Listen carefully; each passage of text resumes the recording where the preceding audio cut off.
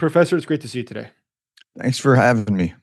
Professor, there's a lot of people right now talking about what's going on inside the United States, including recent statements by Marco Rubio, the Secretary of State, who has said that they do not want to yet implement the new sanctions against Russia. What's going on there? This is the exact opposite of what he should be doing. He was at NATO being interviewed the other day, and he said, well, the first part of that interview was really interesting. He was saying the right things, like Russia's losing a lot of people, Ukraine's losing far less. And then he said, well, we have these sanctions being prepared, but we don't want to put them on because if we put them on, then Russia might not talk to us. Now, right now, Russia's only talking to us, not anyone else on our side. But they won't talk to us if we do this. But wait a minute, but they're not coming to the table despite talking to you, where Ukraine's already at the table for a month or two. I mean, it's been a while now, 2 months, 3 months almost. So what you want to do is drive them to the table and increase sanctions and increase military support for Ukraine would do that because you're then convincing them that they aren't just going to win, which is what they're thinking right now. They're just going to press on the battlefield to get more, gain more ground. So show them that they can't win and they have to come to the table. Don't just be nice. So, what do we anticipate is going to happen next? Because at present, there's already 84 senators who have co signed this bill to make these new Russian sanctions a reality. And some senators, such as Lindsey Graham, who are close to President Trump and is a Republican, have said that these sanctions are bone crushing. They could really impact the war. In fact, as you know, it would put 500% tariffs on any country that continues to buy Russian oil, gas, or uranium, and other things. And if you look at who buys that, in fact, it's more than 70% is bought by India and China both. And both India and China have substantially more trade with the United States than they have with Russia. In the case of China and Russia, it's less than 2% of their exports. In the case of India, it's less than 1.5% of their exports. In both cases, the United States is a double digit export partner with India and with China. So the choice would be very obvious for them. But what's going to happen next? Yeah, so it's really interesting watching it. There's an old phrase that politics makes strange bedfellows, and they have the massive support that they have because the left is there largely for Ukraine, and then the old school conservatives are there largely for Ukraine, and then the MAGA base is there for the tariffs. So it's an interesting thing how that bill played out. That's why you have such massive support because they want to see the tariffs. I think it's there. It can pass, but what Trump will do or not do with it, that's the question. I mean, you go back to what Rubio just said. They want to have this, as a talking point. I don't know that they want to put it in play. I have a pet theory that I could be completely wrong with, that Trump doesn't want to be the bad guy, but he almost would prefer to be overridden by Congress and say, see, Vladimir, I mean, I didn't want to do it, but they did it. And it's like, but I don't know if that's the case or not. I just can't. I can't. I mean, I'm not in his mind. So it's there. It can easily do it. The only impediment in my mind is whether Johnson in the House would be amenable to things related to what's going on in Ukraine. But the Senate certainly has an appetite to support Ukraine. It certainly seems that way. And in fact, I agree strongly with you. I think it's the same way. I don't think that Donald Trump wants to have a personal conflict with Vladimir Putin, but at the same time, he needs to put some pressure on him. Just yesterday, we saw what Donald Trump said when he was speaking after the NATO conference. He said that he was very disappointed with how Putin has behaved, and that is, in fact, it seems that it's the Russian side, not the Ukrainian side, that's been slowing things down. But going ahead, within America as a whole, what do you see there? Do you see a lot of people who don't support Ukraine because there's a rise of, let's say, pro-Russian sentiment? Or what is the reason that people don't support Ukraine? Yeah. So as I drive down the street, and I live in a very conservative state, I see, a bumper sticker with a Ukrainian flag, or a house that has a Ukrainian flag on it, or a business that has Ukrainian flag. I've yet to see anywhere that there's a Russian flag. Right. I mean, it's a really interesting paradox. Like you only see it on one side. You don't see it on the other. I also, when you're talking to people, you see pro-Ukrainian sentiment, but you don't see pro-Russian sentiment. You might see people that are very fervently for Ukraine, for defending them, but you don't see people very fervently for it's almost non-existent. In fact, what you see when you look at the polling is that there's a pretty severe anti-Russian sentiment in the United States. There's not really anti-Ukrainian sentiment. What there is something more along the lines of, why is that our business? Why are we giving them money? Why should we be doing that? That sort of thing. But it's not it's more of an apathy than a attitude, an antipathy toward Ukraine. It's really not there. And so on the left, there's this fervent support, and on the right, there's this. It's a mix of either support from people like me who are old school Republicans, like Reagan Republicans. That's how I would describe myself. But on the MAGA side, it's like, that's not our business. Why are we supporting them? So it's not the same thing. And it's a really interesting split between the two groups.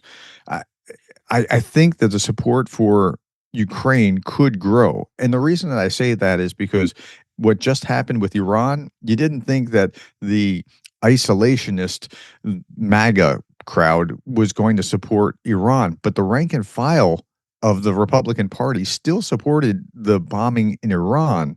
Now, maybe some of them were maybe they were old school Republicans supporting Israel. Maybe they were pro Ukraine and they see that to the degree that you degrade Iran, you degrade Russia. But it's more than that. It's not, they're not ideologically, MAGA's base doesn't seem to be ideologically isolationist so much as whatever Trump does. Now, that's not necessarily a good thing. I'm just saying this is where they're going. But it's really interesting to watch that such a huge percentage supported that. So this is an interesting theory, Jason. What would happen if Trump tomorrow, this is just a thought experiment, if Trump tomorrow said, I'm tired of Vladimir, he's not my friend, I'm pro-Ukraine. I think half the Republicans that are now just, that's not our problem, would be like, yeah, that's right, we're pro-Ukraine. What do you think?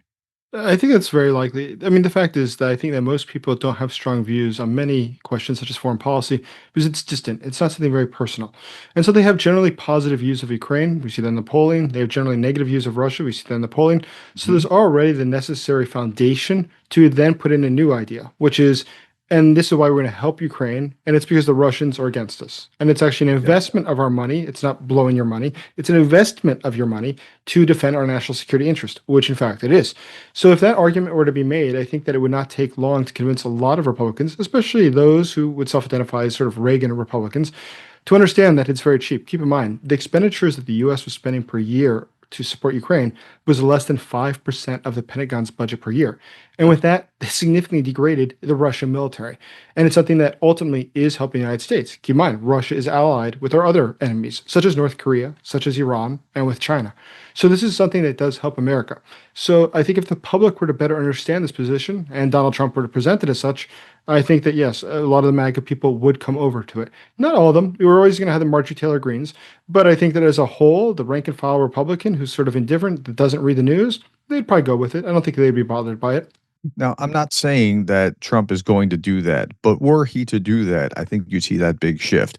You'd also see the chattering class go crazy, the MAGA chattering class, the Marjorie Taylor Greens and the Steve Bannons and so on and so forth. Those were the ones that were consistent with this don't strike on Iran kind of thing. Scott Ritter, Doug McGregor, that sort of crowd. So, but I think the population would largely support Ukraine in that kind of scenario. But there's really not antipathy or anger or whatever, and there is some in the social media sphere, but again, it's ginned up by people who have a financial reason to keep it ginned up, like again the Steve Bannon types. So yeah, that's where it is. The population in the United States is not anti-Ukraine, generally speaking. I'd agree with that statement. So, speaking of that, it brings us to a different point, which, given what you teach, which is leadership studies, you've looked a lot at how leaders make decisions. And one area that I'd be curious to talk about is the topic of perception versus perspective, how we perceive things and the perspective that foreign leaders have, and how there's oftentimes a difference between them, a gulf of a difference between them. And so we incorrectly try to assume what foreign leaders are going to do because we think that they see the world through our same perception. Mhm. What do you think about that? I think we're pretty naive much of the time when we think about how, say, Vladimir Putin's going to react to things, as opposed to because that's the way maybe we would like, right? I mean, like we think in terms, and um, there's academic literature that talks about this. Um, there's an acronym WEIRD, which talks about a Western perspective of things. And so we have one perspective of things. But if you go over to the Middle East or you go to Russia or you go to other places, some of the things that academically hold up in the way that here we're talking about leaders and managers and other things, the way that they act and the way that their followers will react to them, it just doesn't hold water in other cultures. And so we need to understand that and understand like when Putin sees us making the Rubio like concessions of, well, we're not going to put sanctions on because then he's going to still talk to us. He sees weakness and he thinks, great, these guys are rolling over. Now I can kick them even harder. So um, I think we just have to understand, get into his head and understand where he's coming from and try to project that rather than just assume that we're going to see things or he's going to see things the way that we do.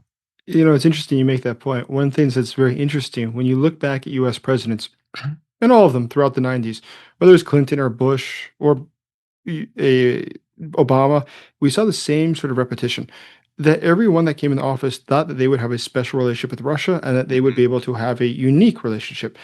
And that usually soured. In the case of Bush, that was by 2003. In the case of Clinton, that was by the late 90s. In the case of Obama, it didn't take very long at all. And in the case of Donald Trump, I think we're seeing it occur right now. But in either case, why that always happens is that they all enter thinking that Russia wants to make things better and that Russia Mhm. wants to have a reset. And I don't know upon what they base that argument, other than that they noticed that their predecessor had a bad relationship with Russia. And so they assume that that was because of their predecessor. And so now I will make it better. But that leaves out a huge part, which is that Russia benefits from this bad relationship, this acrimonious relationship. And they wish to continue that. They don't wish to see it improve. And so when you set off to try to make things better with somebody who doesn't want to willingly enter into this agreement, it's going to be very, very difficult at the least. So what do you think? So I have 2 points to make there. The first is when I was 11, 12 years old, I remember seeing a friend, the guy that actually taught me how to shoot baskets. He's walking down the street, the basketball court. He's walking down the street. He's bloody. He's got a black eye. He's bleeding from his mouth. I said, Eric, what happened? He said, well, he wanted to fight and I didn't, so we fought. That's the way it works, man. I mean, like that stuck with me since I was 11, right? Um, that's the way the world works. So you can't, if he just, so if Russia wants to just be like that, they'll just be like that. And there's not a lot you can do it. Second part I would say to this is Putin desperately wants to be, to be seen as an international player. Dude, you're the 12th largest GDP in the world. You're not even in the top 10. I mean, you have a huge landmass because you're a colonizer who's progressively colonized your way into the 11 time zones, but you're not that big. You don't have that many people. You're not that important. The world's just not that into you.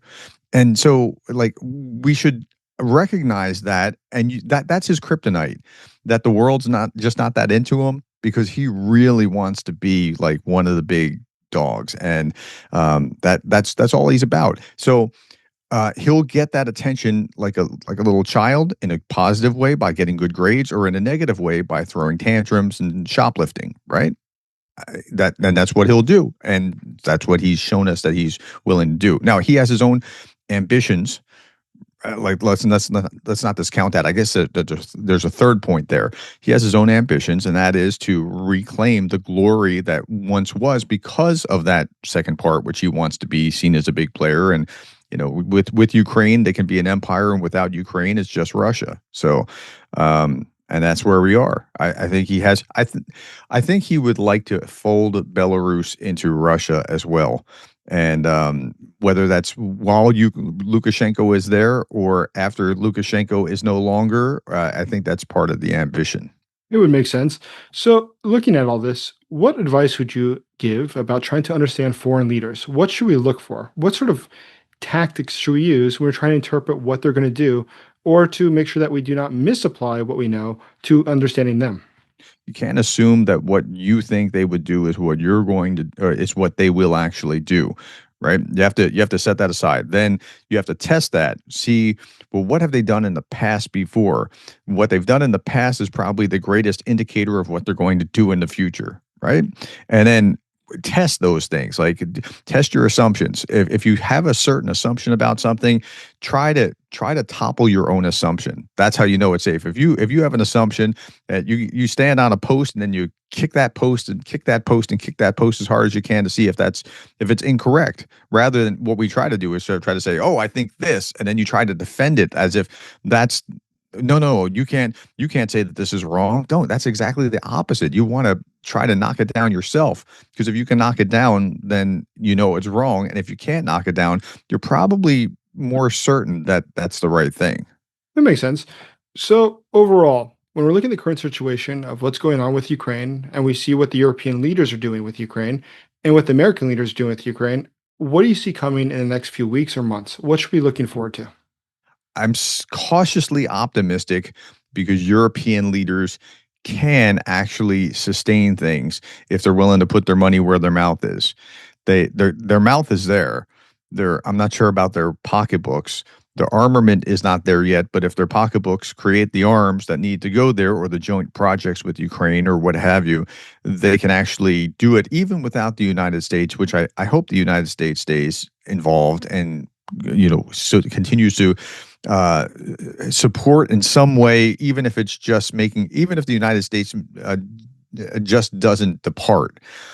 Departing is better than a bad deal, but departing is worse than not departing. I mean, if they can lend moral authority, um, I would like to see, even if they just are willing to sell weapons to Ukraine, that's still a better thing than departing and that sort of thing. The worst case is just being way too cozy with Putin, and it's hard to see, and it just feels weird because Trump just, for whatever reason, relishes that relationship with Vladimir Putin, and it's hard to understand why, but he just wants to be chummy with Putin for some reason I can't quite detect. But the Europeans can keep this, and I think Merz being elected was a huge win for the Ukrainians, because between Starmer, and I'm kind of jealous of the Brits, like whether it's a Labor government or a conservative government, or I guess that's a liberal government, not Labor. Is that with Starmer? Forgive me, I'm not sure. Whatever, left or right, they're still supporting Ukraine either way, right?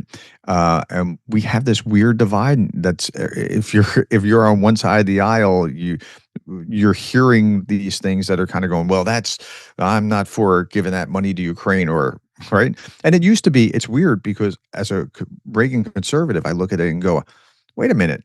Like when the Ukraine war broke, I was like right there to support Ukraine. And then I'm looking around and like, where are all the other conservatives? Where'd you go?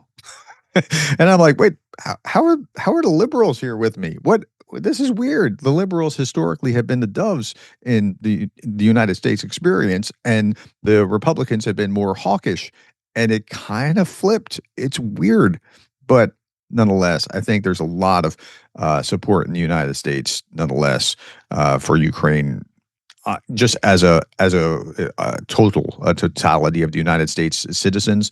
There's, between the left side, which is very fully supporting it, and a good fraction of the conservatives supporting it, there is that sentiment. So if you're listening from someplace other than the United States, be comforted by knowing that.